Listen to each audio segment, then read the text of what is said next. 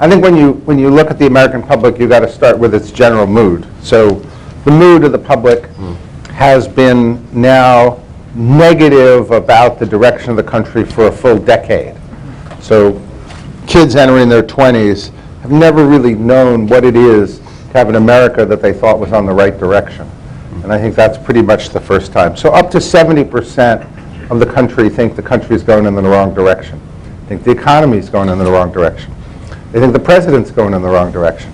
They think Congress is even worse in terms of going in the wrong direction.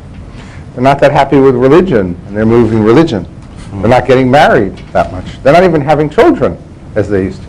So if you take the combination of political, social, and other institutions, you would say this is about as sour a public as I've ever seen for as prolonged a period as I've ever seen it. So then second, you ask the public, do they want to see Democrats and Republicans work together under shared goals? Well, 80+% say that.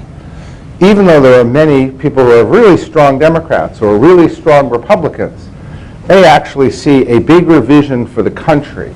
And the country as a whole, even if they elected a Democratic president, a Democratic Congress, or a Republican president, a Republican Congress, they actually would want to see the ideas that get enacted to be a combination of the best ideas from every side. And that comes through in every poll that we take overwhelmingly. And we took a poll on goals. And so finally, the point is, something I worked with a lot of polling through the government shutdown and negotiations for the balanced budget and welfare reform. But it is very important, just as you said.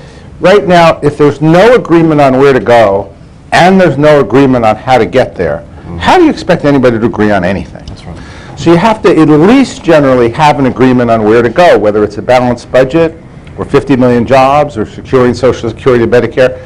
And then once you agree on where you're going, then you could fight about how you get there. That at least is a manageable argument, right? So I think the great need for the national strategic agenda from No Labels is to plant a flag on where the country needs to go and get everybody to agree with that. And then let everyone then figure out the best ways to get there, whether they be Democrat or Republican. I think that's actually what the people support. And when you think about it, there's just no way for Congress to get together with the president until they do agree on the goals first. And that is what we saw happen in '96.